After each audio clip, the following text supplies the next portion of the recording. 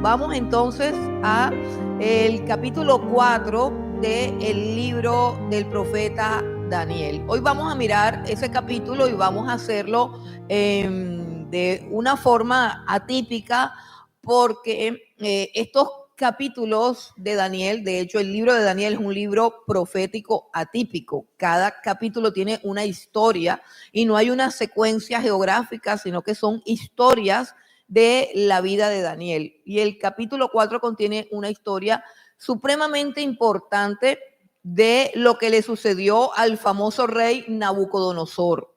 Hemos estado hablando de la vida de Nabucodonosor. La historia de Nabucodonosor es una historia súper interesante, súper preciosa. Es la historia de lo que Dios hizo en un hombre y específicamente en el hombre más poderoso que existía en ese momento en la tierra. Por eso es algo glorioso, porque muchas veces o casi siempre cuando un hombre es muy poderoso, es muy difícil que Dios lo tenga en cuenta. Ustedes han escuchado el texto que dice que Dios resiste a los soberbios, pero derrama su gracia sobre los humildes. Así que esta es una historia especial porque es una historia que nos muestra que Dios a veces no se deja encasillar por nada, sino que Dios puso su mirada en un hombre poderoso y dijo, voy a hacer algo con él. Entonces, antes de ir a la historia, vamos a orar para que a través de esta historia Dios hable a nuestra vida. Padre, te damos gracias en esta mañana por permitirnos la libertad, Señor, de escuchar tu palabra. Cuántas necedades escuchan nuestros oídos, Señor, porque el mundo está lleno de engaño, de perversidad, de inmundicia, de maldad. Pero cuán precioso es, Señor, que tú nos has apartado, que tú nos has invitado, que tú nos has seleccionado en tu infinita gracia y misericordia para que hoy tengamos el privilegio de escuchar tu palabra, de escuchar tu verdad, Señor. Tú que nos creaste con tu palabra, Señor. Hoy te pedimos en esta hora, Señor, que envíes tu palabra a nuestras vidas, que envíes tu palabra a nuestros corazones, que alumbres nuestro entendimiento, que abras nuestros oídos, que nos ayudes a entender las cosas que aquí están escritas, Señor, porque fueron escritas para nosotros, Señor, para que podamos conocerte, Dios del cielo, entender nuestros caminos, Dios del cielo, y hacer tu voluntad, Rey de la Gloria. Espíritu Santo, te pedimos que tú nos ilumines. Espíritu Santo, te pedimos en esta hora que tomes control de cada pensamiento de nuestras cabezas y en especial de la mía, Señor, y que tomes control de cada palabra que va a salir de mis labios para que seas tú, Dios del cielo, hablando a nuestras vidas y a nuestros corazones, porque ciertamente, Señor, es a ti a quien hemos venido a buscarte, es a ti a quien hemos venido a escucharte y queremos entregarte, Señor, esta ofrenda, Señor, de oídos atentos, de mente concentrada, Padre Santo, que toda nuestra atención esté en tu santa, bendita y gloriosa palabra, Señor. Te damos gracias en el nombre de Cristo Jesús.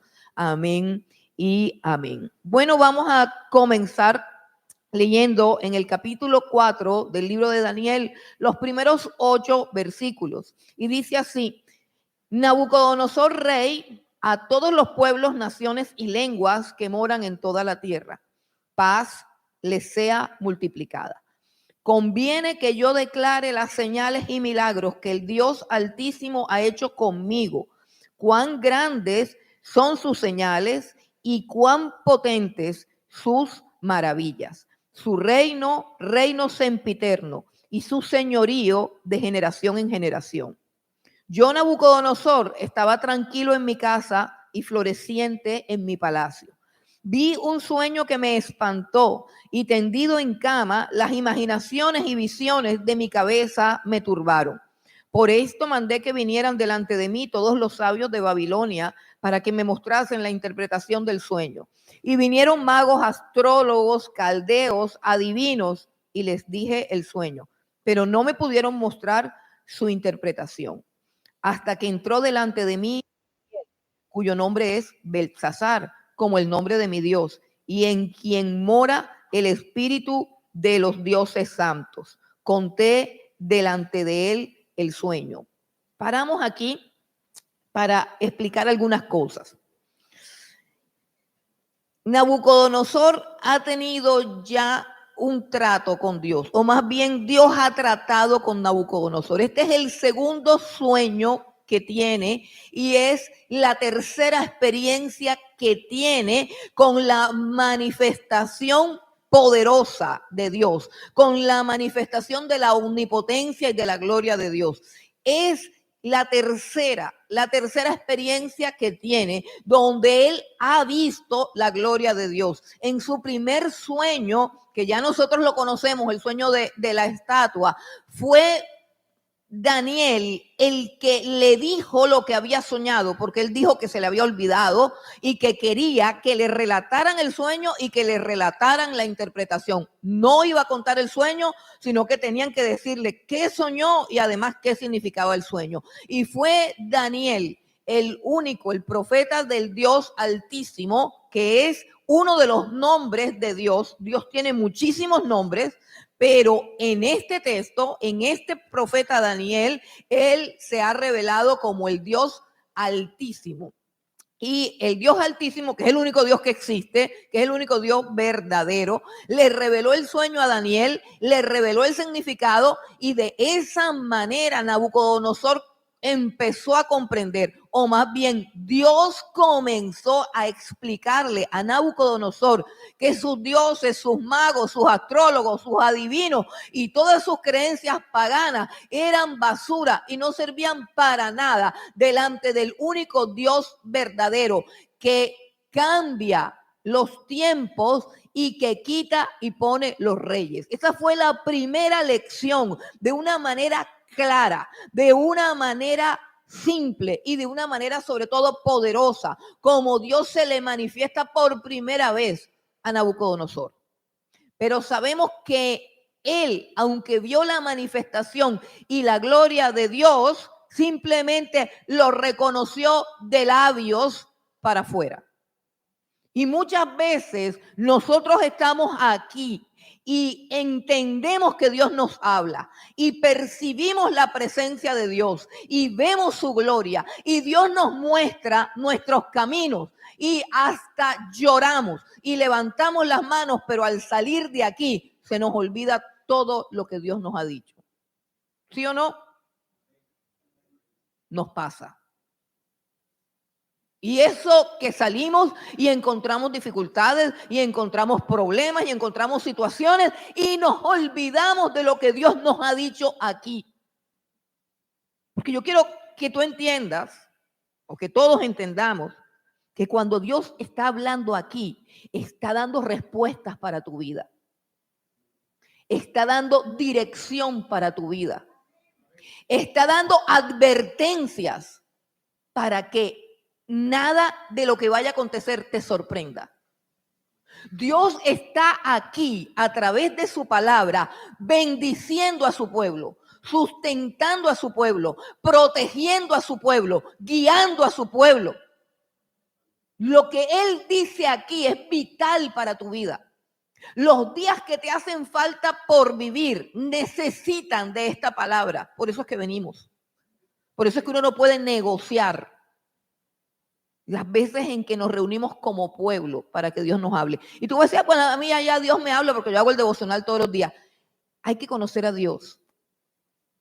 ¿Sabe que Dios es Padre? Mire, ahora es diciembre.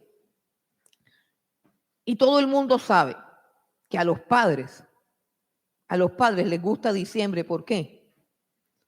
Porque se reúnen todos sus hijos. ¿Sí o no? Y cada padre puede ir a visitar, por ejemplo, tienes 3 hijos, Juanchito, María, Claudia y Raúl. Y yo puedo ir donde Raúl, otro día voy donde Juanchito, hoy otro voy donde Claudia. Pero el gozo que tiene un padre cuando todos sus hijos están reunidos en la mesa, a ver, estoy hablando con alguien que entiende lo que yo digo. Hermano, eso no tiene precio. ¿Sí entiende? Entonces entienda a Dios, porque la paternidad y la maternidad que nosotros conocemos es una expresión del carácter de Dios. O sea, antes de que existieran los papás y las mamás, existía Dios, el Padre.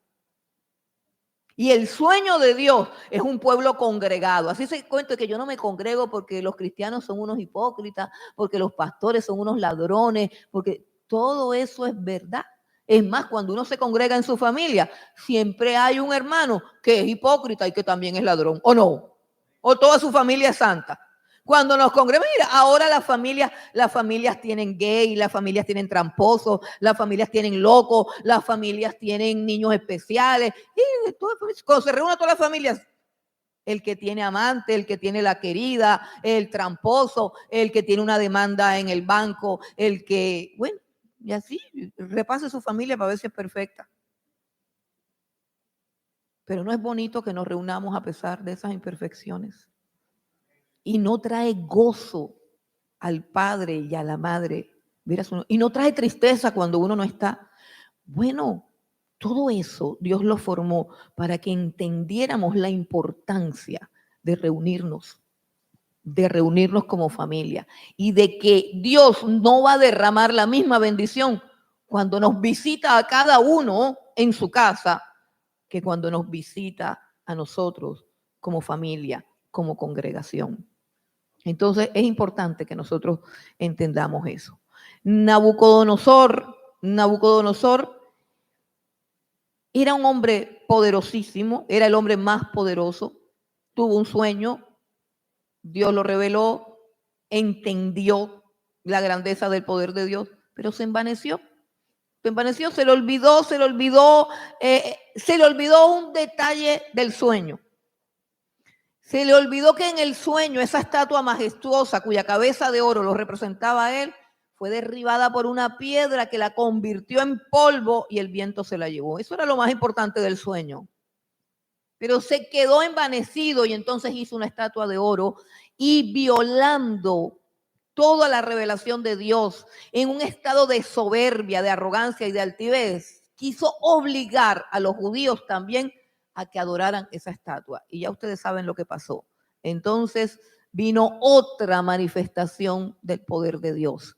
Y cuando echaron a estos 3 hombres en el horno que ardía con fuego, estos hombres no se quemaban, solamente se les rompieron las cuerdas con que los habían atado y él mismo vio con sus propios ojos que había un cuarto hombre al cual no habían echado en el fuego, pero que se veía claramente y él mismo dijo, tiene una apariencia como hijo de dioses. Y nuevamente, Nabucodonosor conoce la grandeza y del poder de Dios. Y él dice, sí, hay que adorar a ese Dios, hay que tener en cuenta a ese Dios. Como cuando nosotros decimos, sí, hay que ir a la iglesia. Hay que ir a la iglesia. O sea, sigamos haciendo lo que nos parece. O sea, sigamos consultando el horóscopo para ver si Tauro pega con Venus o si Marte y Júpiter están en conjunción. O sea, sigamos cargando aquel aparatico, muñequito o fotico nos trae buena suerte, la pata del gato, la cola del conejo, bueno, y una cantidad de cosas, cada quien cree en las cosas que cree, pero eso sí, vamos el domingo a la iglesia porque hay que adorar también al Dios verdadero, pero podemos hacer un poquito de yoga y de meditación trascendental, ¿cierto? Para relajarnos durante la semana. Y así estaba Nabucodonosor, como la mayoría de las personas, reconociendo que Dios sí era Dios, pero no dándole la gloria, la honra, el honor, el lugar y la preeminencia que a él le pertenecen por justicia.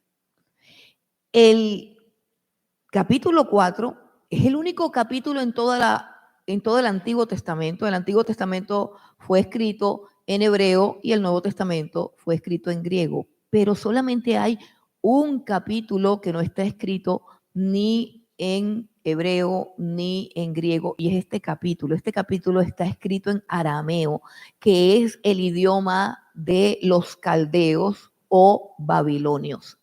Y este es el único capítulo escrito en el Antiguo Testamento por un hombre no judío.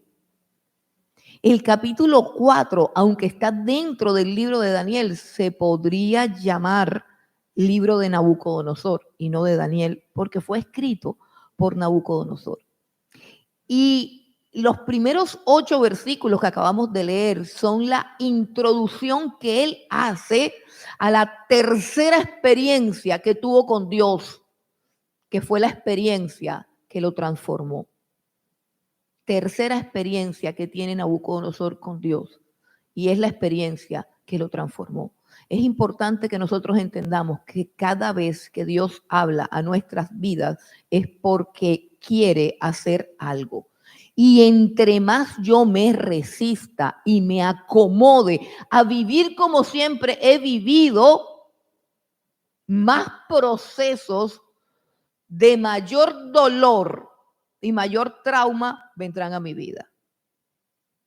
Dios comenzó hablándole a Nabucodonosor a través de los sueños. Ahora Dios no habla a través de los sueños.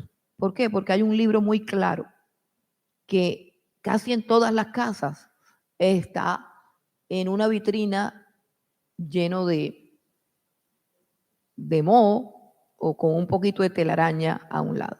Entonces, por eso Dios no te va a dar ningún sueño. Dios no te va a dar ningún sueño como Nabucodonosor, porque en tu casa hay una Biblia. Y Dios ha hablado de manera clara, de manera completa, de manera perfecta en ese libro. Y por eso nosotros nos reunimos aquí a escuchar la voz de Dios.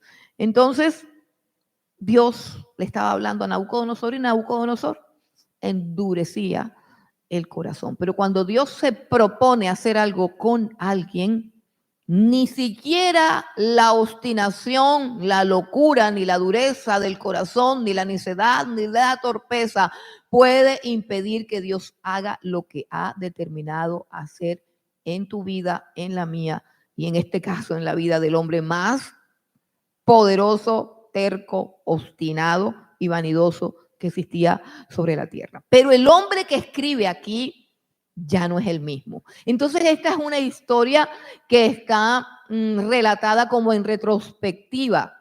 Aquí Nabucodonosor escribe y ya él, su corazón fue transformado. Ya él es otro. Y por primera vez él escribe de una manera en que toda la gloria se la lleva a Dios. Cuando Dios habla a nuestras vidas, tiene miles de propósitos, pero el principal propósito es su gloria, su gloria, su gloria. Nosotros somos antropocéntricos. Nosotros buscamos a Dios con un propósito, el propósito que nos sane, que nos haga un milagrito, que nos devuelvan la platica, que nos restauren el matrimonio, que nos arreglen esta cosa. Ese es tu propósito. Pero es Dios el que toma la iniciativa para venir a tu vida y Él tiene un gran propósito. Y ese gran propósito es que tú vivas según el diseño que Él determinó cuando te creó, cuando te formó. Cuando Dios forma a un ser humano en el vientre de la madre, tiene un propósito que nosotros desconocemos y por eso nuestra vida se convierte en un cúmulo de errores, de decepciones y de frustraciones para luego caer rendidos a sus pies y decirle: reconozco que soy necio, reconozco que soy torpe y reconozco que es mejor que tú gobiernes mi vida a que la gobierne yo. Pero antes de llegar a ese punto, nosotros tratamos de ignorar voluntariamente el propósito para el cual Dios nos formó, nos creó y por qué nos mantiene vivos. Y así vivía Nabucodonosor. Y así hemos vivido todos por mucho tiempo, sin comprender el propósito de Dios. ¿Y cuál es el propósito principal de Dios? Cuando Dios se acerca a nuestras vidas, cuando Dios nos llama, es que ordenemos nuestra vida a su diseño. ¿Y cuál es su diseño? Su diseño es que vivamos para la alabanza de su gloria, que vivamos para la alabanza de su gloria.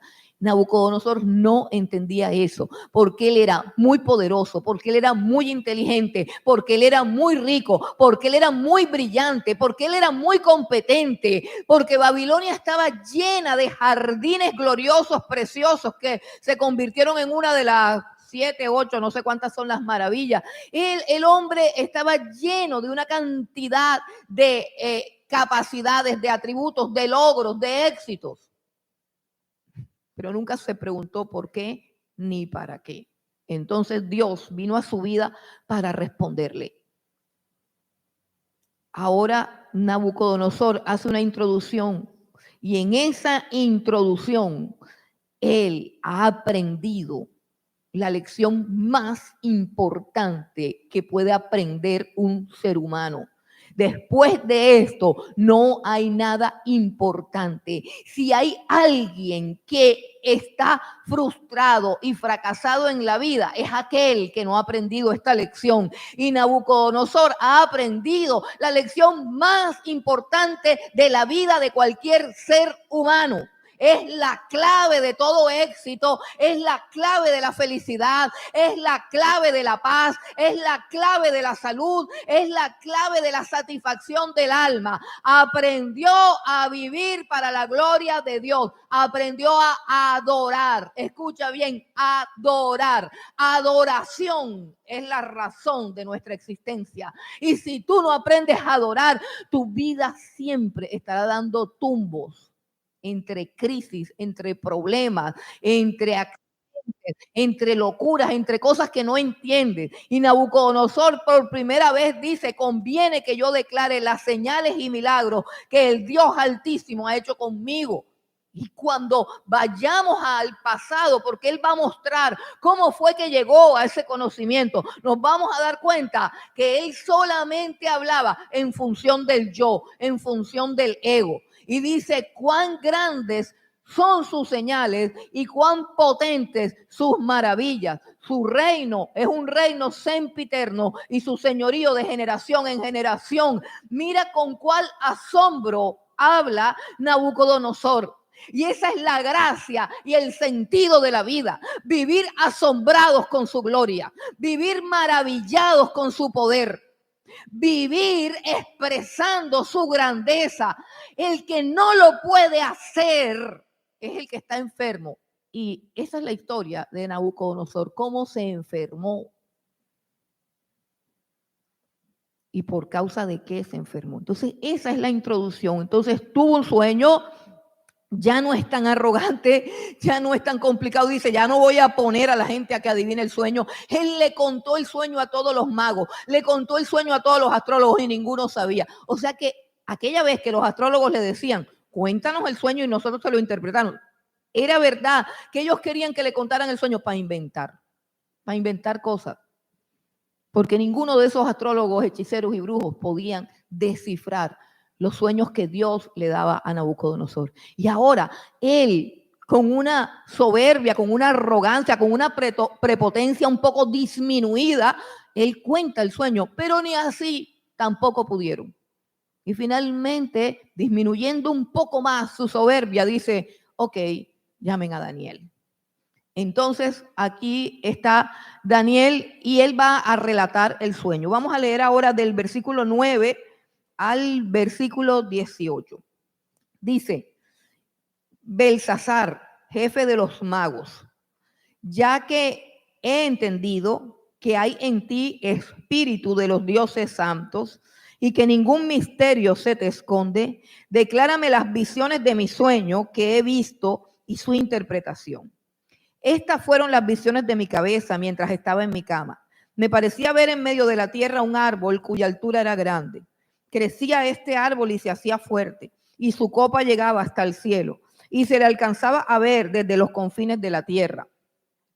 Su follaje era hermoso y su fruto abundante, y había en él alimento para todos. Debajo de él se ponían a la sombra las bestias del campo, y en sus ramas hacían moradas las aves del cielo.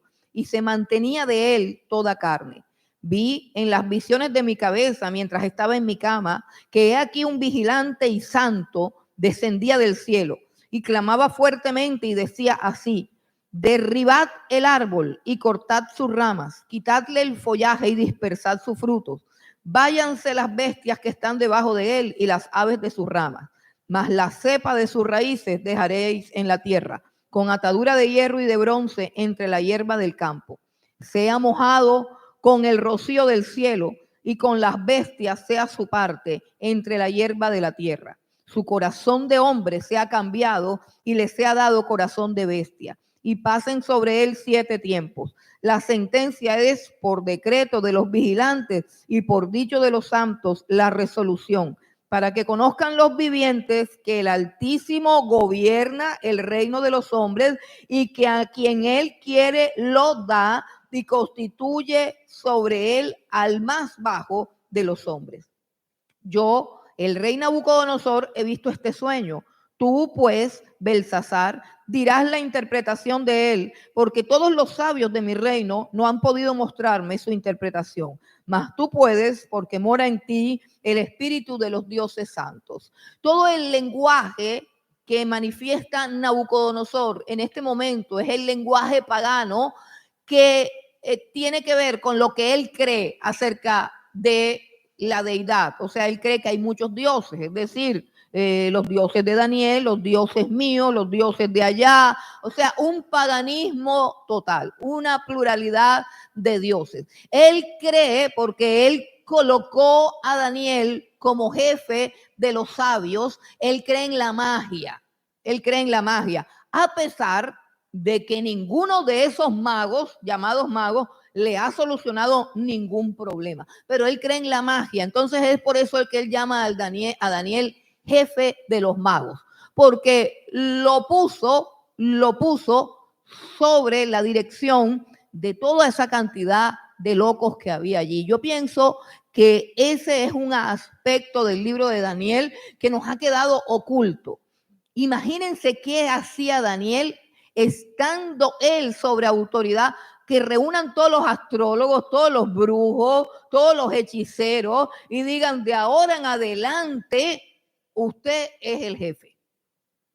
¿Qué sería lo primero que le entregan a usted? Una recua de hechiceros, una recua de astrólogos, videntes. ¿Usted qué va a hacer con esa gente? Imagínese. Bueno, si usted va a hacer eso, Daniel hizo algo más fuerte. Así que esos astrólogos estaban más perdidos todavía, confundidos, turbados, y ya ellos mismos sabían que los dioses que ellos invocaban no existían. Los mismos astrólogos sabían que ellos eran incompetentes. Ya Daniel les había dicho que eso era mentira. Entonces no pudieron hacer nada y llamaron a Daniel. Y por eso es que este hombre habla así. Vamos a mirar inmediatamente en el versículo 19 cómo respondió Daniel inmediatamente que le cuentan el sueño. Y dice el versículo 19: entonces Daniel, cuyo nombre era Belsasar, quedó atónito casi 1 hora y sus pensamientos lo turbaban. El rey habló y dijo: Belsasar, no te turben ni el sueño ni su interpretación. Belsasar respondió y dijo: Señor mío, el sueño sea para tus enemigos y su interpretación para los que mal te quieren. El árbol que viste, que crecía y se hacía fuerte y cuya copa llegaba hasta el cielo y que se veía desde todos los confines de la tierra, cuyo follaje era hermoso y su fruto abundante, y en que había alimento para todos, debajo del cual moraban las bestias del campo y en cuyas ramas anidaban las aves del cielo. Tú mismo eres ese árbol, oh rey, que creciste y te hiciste fuerte, pues creció tu grandeza y ha llegado hasta el cielo y tu dominio hasta los confines de la tierra. Y en cuanto a lo que vio el rey, cuando un vigilante y santo descendía del cielo y decía: cortad el árbol y destruirlo, mas la cepa de sus raíces dejaréis en la tierra, con atadura de hierro y de bronce en la hierba del campo, y sea mojado con el rocío del cielo, y con las bestias del campo sea su parte, hasta que pasen sobre él 7 tiempos. Esta es la interpretación, oh rey, y la sentencia del Altísimo que ha venido sobre mi señor el rey. que te echarán de entre los hombres, y con las bestias del campo será tu morada, y con hierba del campo te apacentarán como a los bueyes, y con el rocío del cielo serás bañado, y 7 tiempos pasarán sobre ti, hasta que conozcas que el Altísimo tiene dominio en el reino de los hombres, y que se lo da a quien él quiere. Y en cuanto a la orden de dejar en la tierra la cepa de las raíces del mismo árbol, significa que tu reino te quedará firme luego que reconozcas que el cielo gobierna. Por tanto, oh rey, acepta mi consejo. Tus pecados redime con justicia, y tus iniquidades haciendo misericordias para con los oprimidos, pues tal vez será eso una prolongación de tu tranquilidad. Gloria a Dios. Daniel sentía, si se dan cuenta, un profundo respeto y una profunda admiración hacia este rey. Si bien este rey pagano, impío, rebelde, obstinado de corazón, no se había rendido a Dios, él estaba lleno, como lo dice el sueño, él estaba lleno de una cantidad de capacidades, de una cantidad de habilidades, de una cantidad de dones, de una cantidad de atributos que lo habían hecho prosperar. Por eso es simbolizado con un árbol que tiene un tronco grueso, que tiene unas raíces que se hunden fuertemente en la tierra, pero sobre todo que tiene gran follaje y que tiene buen fruto. O sea, un árbol que resulta en bendición para la humanidad. Eso era Nabucodonosor, un hombre cuyo poderío, inteligencia, capacidad de hacer las riquezas, eso es un don. La capacidad de gobernar, la autoridad, la capacidad de dirigir, la capacidad de liderar y la capacidad de producir riqueza provienen de Dios. Por eso es que yo no soy comunista, porque no es posible que todos produzcan lo mismo. Mire, hay gente que se queda sin un peso y pone un negocio, pone un chuzo y prospera y sale adelante. Y hay gente que gana una cantidad de dinero y siempre está al día. Hay gente que administra, hay gente que despilfarra, hay gente que produce, hay gente que consume, arruina, empobrece, acaba con todo. Usted entrega algo a una persona y usted revise cómo se lo devuelven. Yo presto un libro, ya no los presto. Yo presto un libro, como me lo devuelven, yo sé si esa persona es una persona próspera, si esa es una persona competente para producir riqueza o si tiene un problema de arruinamiento, no sé si esa palabra existe. Me lo devuelve roto, me lo devuelve roto. Y le pregunto si se lo leyó. Me falta un poquito. Lo rompió, lo chorrió, lo ensució, lo babió y no se lo leyó. Usted revise todo lo que le han entregado y en qué estado está.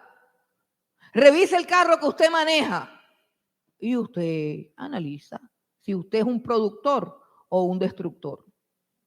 Revise el cuarto, revise todo lo que usted adquiere, en qué estado está. No es que eso con el tiempo se daña, si lo cuidas no. Si lo cuidas no. Por eso es que yo no soy comunista.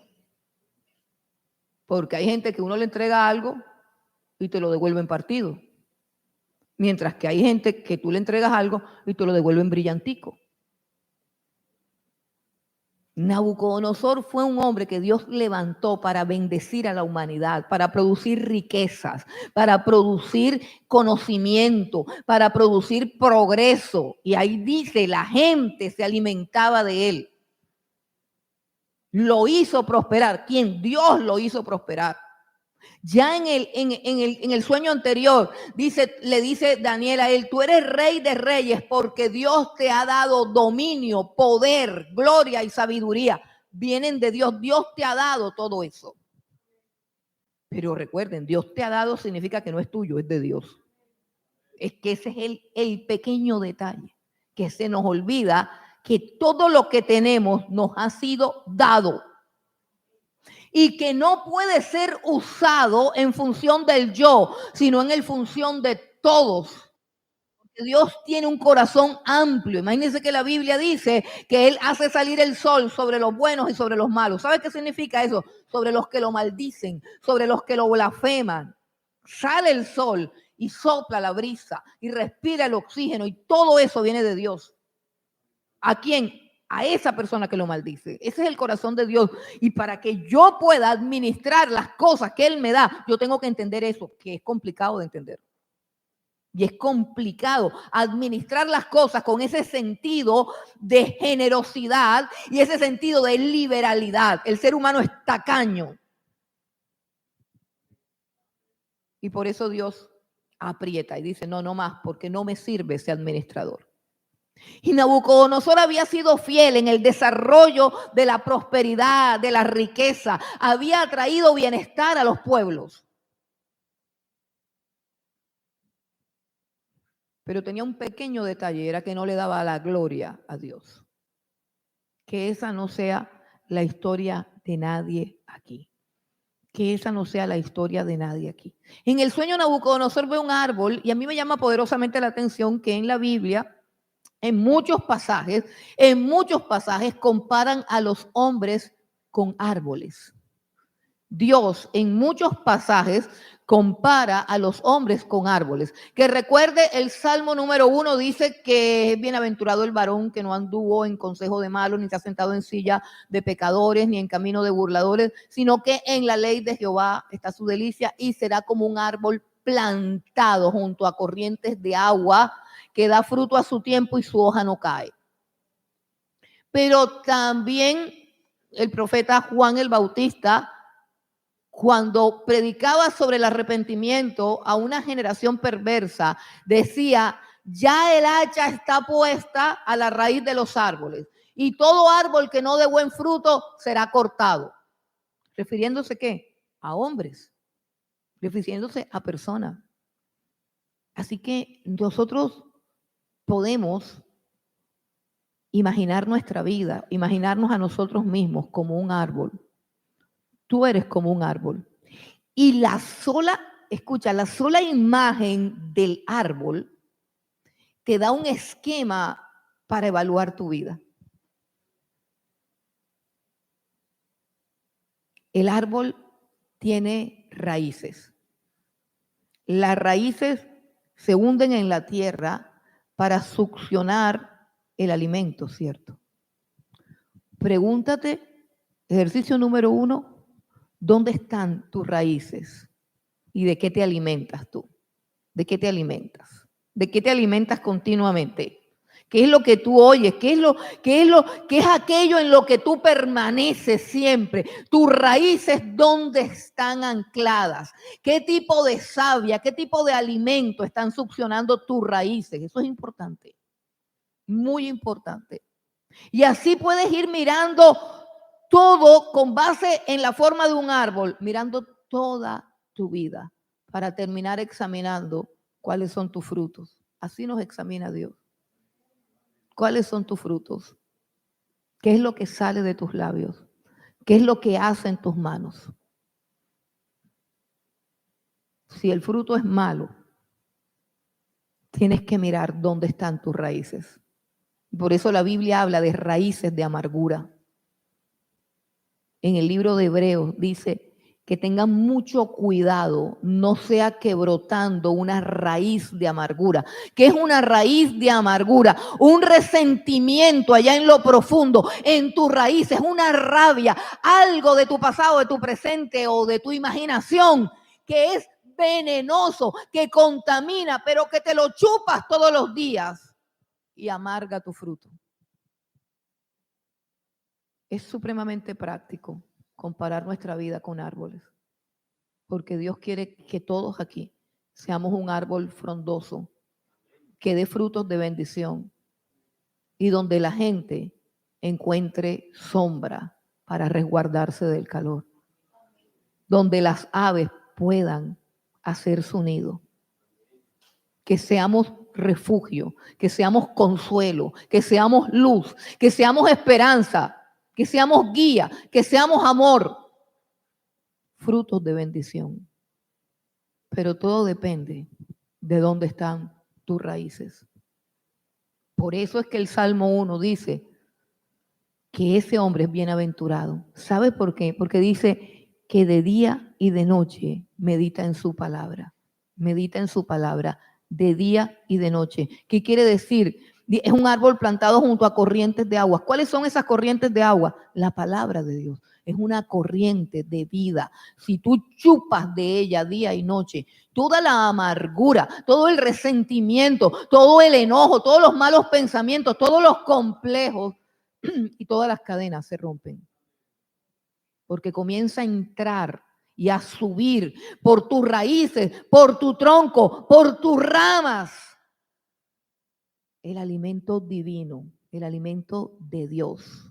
La palabra viva, la palabra pura, la palabra eficaz, que te limpia, que te desintoxica, que te liberta, que te sana y que finalmente alimenta tu fruto. Y entonces comen de tu fruto y ya tu fruto no es agrio, ya tu fruto no es venenoso, ya tu fruto no es peligroso, sino que tu fruto, lo que tú das, lo que tú viertes sobre las personas que Dios ha puesto a tu alrededor, son bendiciones.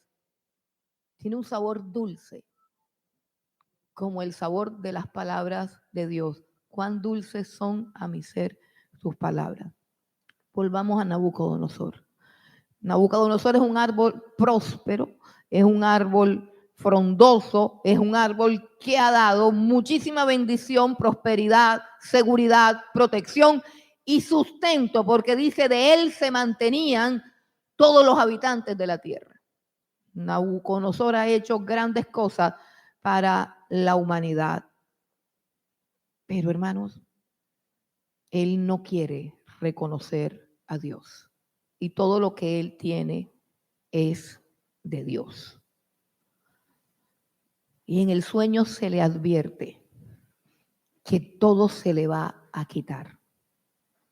Que todo el sueño es una advertencia. El sueño es una sentencia. Y la sentencia dice algo claro.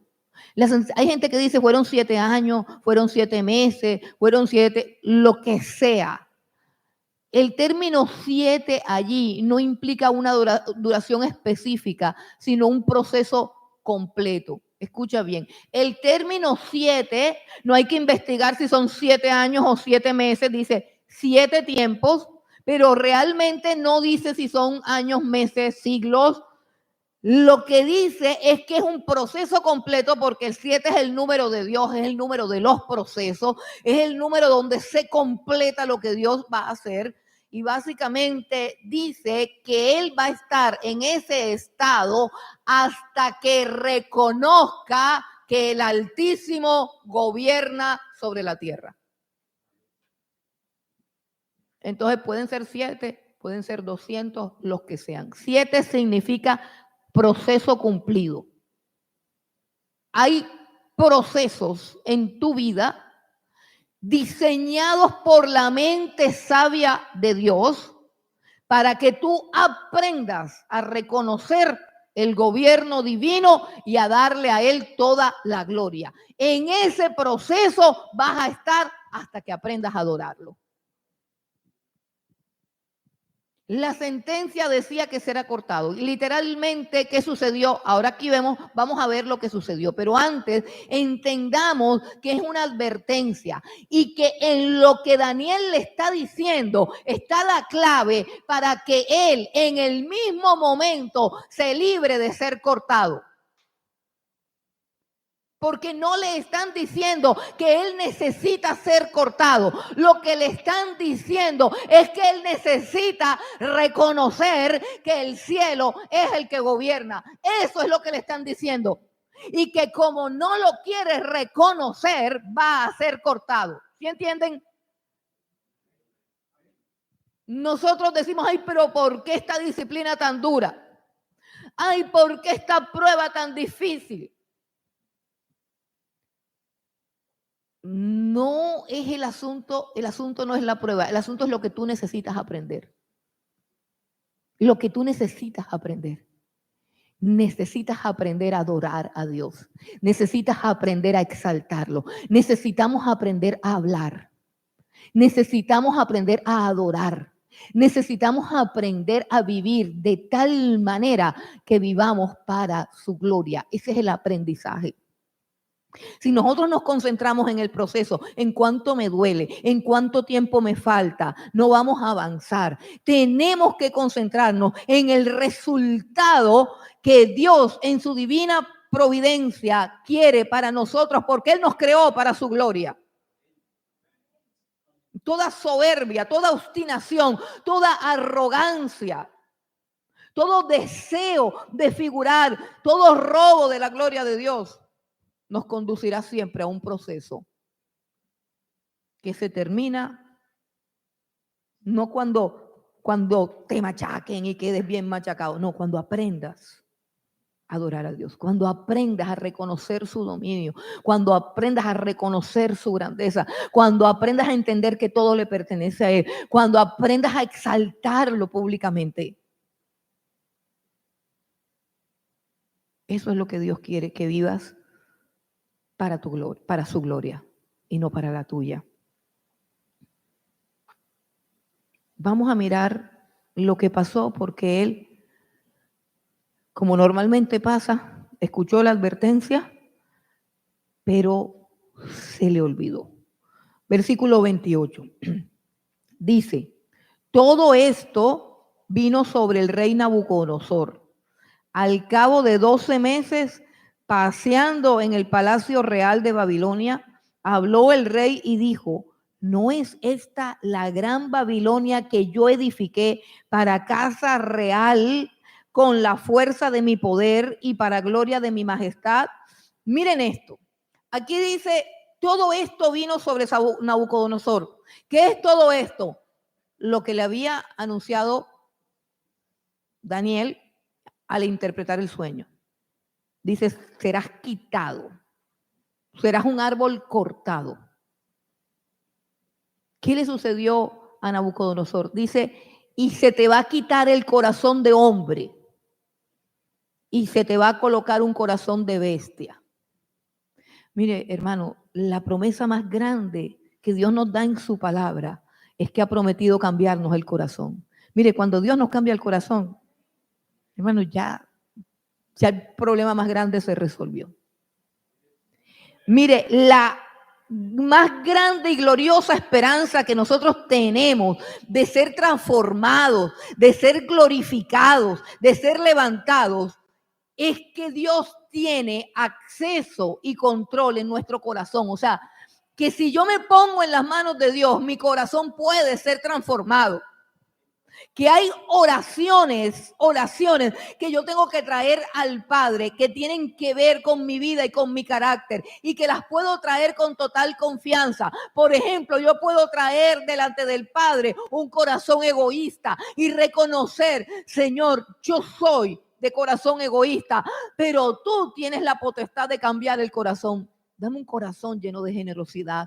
Dame un corazón lleno de amor. Señor, mi corazón es un poco agresivo. Y tú puedes decirle, Señor, yo quiero un corazón manso como el tuyo. Yo quiero un corazón puro. Yo quiero un corazón limpio. Yo quiero un corazón alegre. ¿A quién le puedes tú pedir algo así? Ni nosotros mismos podemos cambiar el corazón.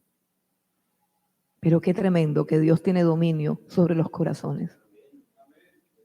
Cuando el profeta Elías retaba a los profetas de Baal que se habían pasado desde la mañana hasta las 3 de la tarde gritando y cortándose las venas para chorrear sangre ahí en el altar y una cantidad de locuras propias de las religiones paganas, Elías oró delante de Dios y dijo, Señor, prueba ahora que yo soy tu siervo y que todo lo que hago lo hago porque tú me lo ordenas y que tú puedes hacer que el corazón de este pueblo se vuelva a ti. En un libro que me leía, tiene un título muy sugestivo y se llama Cuando no deseo a Dios, se llama el libro. Yo creo que todo el mundo se lo tiene que leer, pero bueno. El libro se llama Cuando no deseo a Dios Y él decía, inspirado en el Salmo 63, que dice, como el siervo brama por las corrientes de las aguas, así clama por ti, oh Dios, el alma mía. Ese es un tremendo salmo. Y cuando uno siente eso, uno tiene que darle gracias a Dios de que siente eso. Pero hay veces que no. Y él decía, Señor, yo quiero que pongas en mi corazón ese hambre y esa sed de tu presencia que tenía el salmista, porque él lo puede hacer. Jesús dijo, si alguno tiene sed, venga a mí y beba. El que cree en mí, de su interior brotarán ríos de agua viva. Y de pronto tú no tienes sed de Dios. No hay cosa más buena en la vida que tener sed de Dios. No hay cosa más buena en la vida que tener sed del Señor Jesucristo. Pero de pronto tú no tienes sed del Señor. Y sabes que la Biblia, la ciencia dice que cuando las personas van envejeciendo, algo que influye en el envejecimiento celular, escuche bien, es que se pierde un poco el instinto de la sed. Y yo conozco muchas señoras de más de 70 años que me dicen, no es que yo no tomo agua porque no me da sed, pero el cuerpo se está deshidratando. El problema es que usted no tiene sed. Lo que está dañado en usted es que no tiene sed, pero usted necesita tomar agua. Y a mí desde que me dijeron eso, yo ando con un botellón de agua. Y a donde voy, usted sabe lo que pasa cuando uno toma agua, ¿cierto? Que a donde va anda buscando dónde queda el baño. Qué cosa tan horrible. Yo dije, bueno, te burlarán de mí, pero yo no me voy a envejecer por falta de agüita. Entonces, cuando usted no tiene sed de Dios, no significa que no necesite a Dios.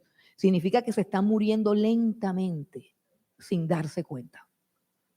Entonces pídale a Dios que le despierte el instinto de la sed. Y dice, dame sed de ti porque no la tengo. Dame sed de ti porque yo lo que quiero es ver televisión. Dame sed de ti para adorarte, para buscarte, para inclamarte, para suplicarte. Bueno, volvamos a lo que sucedió. Entonces, dice, al cabo de 12 meses, todo esto vino sobre, hermano, pasaron 12 meses después del sueño, un año después del sueño y se le olvidó el sueño. Estaba trastornado. Mire qué terrible sueño que le digan a uno, sabes que te van a cortar. Todo esto sucedió. ¿Qué sucedió? Le quitaron el corazón de hombre, le pusieron Dios, le puso un corazón de bestia. Se volvió loco. En la medicina hay un nombre, pero lo olvidé. Es una enfermedad. Hermano, es una enfermedad real. Nabucodonosor, el más brillante, el más inteligente, el más imponente, el más majestuoso, empezó a comportarse como una bestia. Lo encadenaron y se lo llevaron para el monte. Y allá en el monte comía hierba. El pelo le creció así, como una medusa así. El pelo le caía. Las uñas le crecieron y se convirtieron en garras, como de un águila, como de un ave de rapiña. Y el hombre estaba allí comiendo pasto, como una bestia, como un animal, el más brillante y el más inteligente. ¿Por qué Dios quiere que reconozcamos que de Él es el dominio, que de Él es el poder y que le demos la gloria a Él? ¿Sabe por qué? Porque eso trae salud mental. ¿Por qué hay tanto loco? ¿Por qué nos están mandando para el psicólogo? ¿Por qué nos estamos dejando convencer de que ir al psiquiatra es normal? ¿Por qué? No, me mandaron para el psiquiatra. Ahora, pues las EPS lo mandan a uno para el psiquiatra. Cada vez que no entienden lo que a uno le está pasando, lo mandan a uno para el psiquiatra. Bueno, ok. Pero el problema es esa generalización de que eso es normal ir al psiquiatra. Oye, con un poquito de sentido común, con 2 dedos de frente, el psiquiatra de pronto está más loco que tú. ¿No sería mejor ir al autor de la vida? ¿No sería más sensato? Pero claro, como entonces sí necesitamos psiquiatra. Porque nosotros no sabemos, nosotros no creemos que ponernos de rodillas frente al que gobierna el cielo, al único que puede cambiar nuestras circunstancias, al único que puede cambiar nuestro corazón, no es tan eficaz como tomarme una pepa para los nervios. Yo prefiero, ahora la gente prefiere estar empepados que orar. Este es el siglo de las pepas. Todo el mundo tiene que empeparse para dormir. Pero los salmistas escriben: en paz me acostaré, y así mismo, si tú te acuestas en paz, así mismo te duermes. Pero ¿cómo te acuestas en paz si no le has dado la gloria, la honra, el honor al Señor? Si en todo el día no has doblado tus rodillas para decirle gracias, si nada de lo que hiciste lo hiciste consultando con su sabiduría y con su inteligencia, si pasaste las 24 horas del día que Él te regaló, respirando el aire que te regaló, y ni siquiera le diste la gloria, ¿cómo te vas a acostar en paz? Si estás endeudado con el Creador. Ahí no hay paz. La Biblia dice: no hay paz para el impío. La paz comienza con la justicia. Y la justicia está basada en darle a Dios lo que a Él le pertenece. La gloria, la honra, el honor, el poder, la autoridad, la alabanza, la riqueza, todo. Todo lo que tú no le das a Él, todo lo que tú te reservas egoístamente para ti, es un robo a la soberanía de Dios. Así que no es tu esposa, que es cansona, la que te quita la paz. No son los niños, no es Petro, no es la inflación. No, eso que vaya y venga.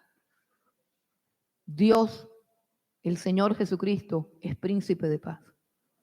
Cuando yo me enfermé de falta de paz, o sea, ahora a la falta de paz la llaman trastorno de ansiedad o ataque de pánico. Cuando yo me enfermé de eso, una cosa yo tenía clara: el único que me puede devolver la paz es el dueño de la paz. Ningún psiquiatra. Yo me acuerdo que el médico cristiano me decía: te tengo que mandar para el psicólogo, pero él sabe que yo soy cristiana, dime si vas a ir. Mándame, tú sabes que no voy a ir. No voy a ir. Además, yo estudié psicología, yo ya sé lo que me va a decir. Y no funciona. La paz se consigue en el trono de Dios. La paz se consigue en su presencia. Eres amargado, andas mal geniado. Mire, todos tenemos tendencias, cada uno tiene su temperamento. Yo soy de temperamento colérico, yo tengo problemas con el enojo. ¿Cómo así que llegaron tarde? Y enseguida a mí me sube una cosa caliente aquí por acá. Porque soy colérica. El que es melancólico le baja una cosa fría. Se desanima y dice: ay, no, aquí no se puede hacer nada. Mejor no hagamos nada, aquí nadie llega temprano. Porque es melancólico. El que es colérico, como yo, dice: no, ¿cómo así? ¿Dónde está el teléfono? Oye, ¿qué es lo que te está pasando a ti? ¿Por qué es que no vienes al fin? ¿Quieres seguir o no quieres seguir? ¿Qué es lo que pasa? Ese soy yo. Sin filtros, sin Dios, sin orar. Ya, pero ya aprendí a orar. Entonces no han llegado. Señor, ilumíname, ¿qué estará pasando? ¿Se habrán accidentado? ¿Le habrán pasado? Y digo: mentira, pura flojera, pero bueno, vamos a pensar que no. Vamos a orar, vamos a darles el beneficio de la duda. Vamos a contar del 1 al 10. Y así finalmente cojo el teléfono y llamo a la persona: dime que estás entrando. No es tan fácil, pero sin Dios es imposible. Sin Dios es imposible. Es imposible vivir sin Dios. Es imposible tener paz mental sin Dios. Es imposible tener gozo verdadero sin Dios. Por eso es que la gente se vuelve adicta a la droga. Por eso es que la gente se vuelve adicta al alcohol. Por eso es que se vuelven adictos a la pornografía. Por eso es que se vuelven adictos a la masturbación. ¿Por qué? Porque yo necesito gozo. Eso es necesario para el alma. Su alma tiene que experimentar deleite. Entonces usted no le puede decir a un drogadito, no te drogues, porque él te va a decir, pero es que eso es un momentico de felicidad. Yo no puedo vivir. Mi alma no puede vivir sin el momentico de felicidad que me da todo eso. Pero en su presencia, dice la Biblia, hay plenitud de gozo, delicias a su diestra para siempre. Plenitud significa gozo completo. Y delicias a su diestra para siempre significa que no se acaban al día siguiente. Entonces, si uno no tiene gozo ni tiene paz, por supuesto que no se duerme. Y si usted no tiene gozo, y si usted no tiene paz, y para colmo no se duerme, usted se enferma y se vuelve loco. Y por eso vivimos así. ¿Y qué hacemos? Nos tomamos una pastilla que nos produce un sueño químico, un sueño artificial y una adicción más, una esclavitud más. Por eso la soberbia de Nabucodonosor terminó en locura. La soberbia de Nabucodonosor terminó en locura. Esa es una enfermedad mental rara en ese tiempo, pero hoy en día hay cuánta cantidad de locos. Y en cuanto a hombres que se creen animales y que comen pasto, vaya y léase las noticias. Una mujer por ahí cree que es yegua y corre como una yegua por los prados de, no sé si es de Canadá, de no sé, de por allá. Otra se cree una cebra. Hay otro que se cree un perro. Cuando usted, bueno, yo no sé, aquí parece que ustedes son jóvenes, pero cuando nosotros, los del quinto piso, pensamos que iba a aparecer tanta gente loca, tantos seres humanos creyéndose perros. Hay un muchacho que se hizo una cirugía y se puso unas aletas aquí porque él dice que él es extranjero, que él es mitad delfín y mitad gente. Transespecie es la cosa. Transespecie. Y hay una clínica de locos donde lo operaron y le pusieron las aletas en la cabeza. Nosotros, ¿en qué país estamos viviendo? En el país que en el mundo y en la época que le está robando la gloria a Dios y que vive centrado en el yo. Esa es la enfermedad que tenemos. La enfermedad que tenemos se llama el yo. La enfermedad que tenemos se llama el yo.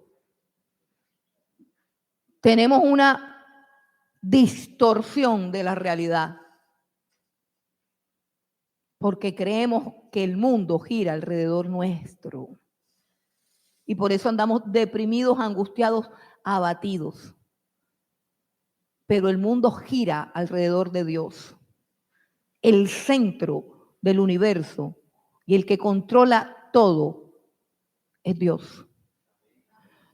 Tú eres simplemente una partícula que gira y que debe vivir en torno a Dios. Allí tendrás paz mental. Allí tendrás salud emocional. Cuando tú entiendas que tú no eres el centro, que el centro es Dios y que tienes que vivir en torno a Él. Eso es orden. Eso es orden.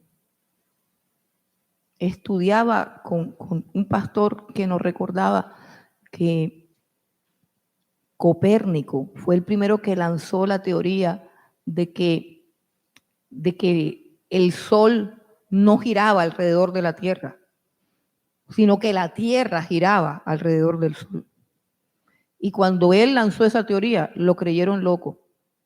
Y 1 o 2 siglos después, se levantó Galileo Galilei diciendo lo mismo, que la Tierra era redonda y que giraba alrededor del sol. Y a uno lo metieron preso y a otro lo mataron por hereje. ¿Por qué? Porque es que el ser humano siempre ha creído que él es el centro y esa es la enfermedad, esa es la locura. Esos son los hipocondriacos, esos son los bipolares, los esquizofrénicos. Todo eso de dónde viene, de creer que yo soy lo más importante del universo, de no saber adorar a Dios, de no reconocerlo en todos mis caminos. Y finalmente, el resultado o el cumplimiento de todo esto, dice el versículo 30, bueno, repasemos el 30, dice, el rey dijo, ¿no es esta la gran Babilonia que yo edifiqué para casa real con la fuerza de mi poder y para gloria de mi majestad? Aún estaba la palabra en la boca del rey cuando vino una voz del cielo. A ti se te dice, rey Nabucodonosor, el reino ha sido quitado de ti, y de entre los hombres te arrojarán, y con las bestias del campo será tu habitación.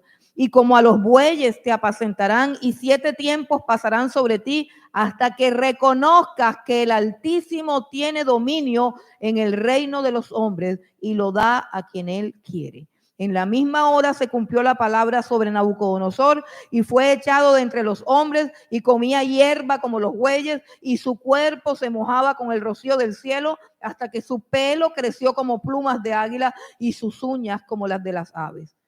Versículo 34. Dice, mas al fin del tiempo, yo Nabucodonosor alcé mis ojos al cielo, y mi razón me fue devuelta. Y bendije al Altísimo, y alabé y glorifiqué al que vive para siempre, cuyo dominio es sempiterno y su reino por todas las edades. Todos los habitantes de la tierra son considerados como nada, y él hace según su voluntad en el ejército del cielo y en los habitantes de la tierra, y no hay quien detenga su mano y le diga, ¿qué haces? En el mismo tiempo mi razón me fue devuelta, y la majestad de mi reino, mi dignidad y mi grandeza volvieron a mí, y mis gobernadores y mis consejeros me buscaron, y fui restablecido en mi reino, y mayor grandeza me fue añadida. Ahora yo, Nabucodonosor, alabo, engrandezco y glorifico al Rey del cielo, porque todas sus obras son verdaderas y sus caminos justos, y él puede humillar a los que andan con soberbia. Qué historia tan preciosa. Pero quiera Dios que esta sea tu historia de una manera diferente, que tú entiendas que el significado de tu vida, de tu existencia, de por qué el Altísimo te sustenta, es para que vivas para su gloria. Es para que abras tu boca y alabes al Dios de los cielos. Es para que entiendas que los seres humanos no somos diferentes los unos de los otros. Mira lo que dice Nabucodonosor. Todos los habitantes de la tierra son considerados como nada. ¿Sabes? Cuando tú tienes una perspectiva de Dios correcta, tienes una perspectiva de los hombres correcta. Porque cuando tú conoces la grandeza de Dios, tú no te dejas intimidar por nadie. Cuando tú conoces la grandeza de Dios, conoces tu dignidad. Escucha, tu dignidad. ¿Sabes qué hace Dios contigo cuando empiezas a vivir para su gloria? Cuando aprendes a adorarlo, te devuelve la dignidad. Te bendice, te convierte en un canal para otras personas. Cuando tú le restituyes a Dios la gloria que a Él le pertenece y que a diario le robamos, cuando nosotros le damos la honra, Él también nos honra, devolviéndonos la dignidad, porque nosotros solamente somos imagen de Dios y existimos y vivimos para mostrar su gloria. Cada vez que tu conducta, tu vida, tu hablar, tus decisiones denigran de ti o de Dios, tú te disminuyes. Cada vez que te olvidas del Creador, cada vez que sigues las corrientes de este mundo, donde el yo es lo único que importa, te olvidas de Dios. Te disminuyes como persona. Nabucodonosor dice, mi razón y mi dignidad. ¿Sabes por qué el ser humano es digno? Porque es imagen de Dios, porque es creado por Dios. Cuando eso se constituye en la base y el fundamento de tu autoestima y de la percepción de los demás, tú creces como ser humano. Y aprendes a respetar y a honrar a todos los seres humanos. Y se te acaba ese esquema de tú mereces respeto o tú no mereces respeto. Todo ser humano, desde el que duerme contigo, es digno de respeto. Tienes que respetar a las personas que hay a tu alrededor.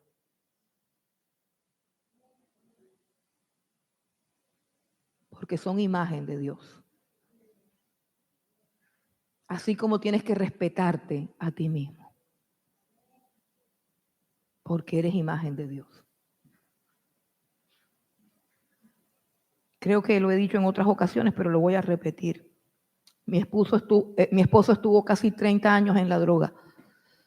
Y un versículo de la Biblia lo libertó de 30 años de la droga. Ese versículo fue que Dios creó al hombre a imagen y semejanza de él. Varón y hembra los creó y les dijo, enseñorecen de la tierra y júzguenla. Dios nos creó en dignidad, pero esa dignidad está ligada al reconocimiento de su gloria y de su honra. Así que te repito, la clave de la vida es aprender a adorar a Dios, aprender a exaltarlo, a reconocerlo, a vivir guiado por su palabra y a tomar decisiones con base en lo que es su voluntad y lo que es para su gloria. Cierra tus ojitos y vamos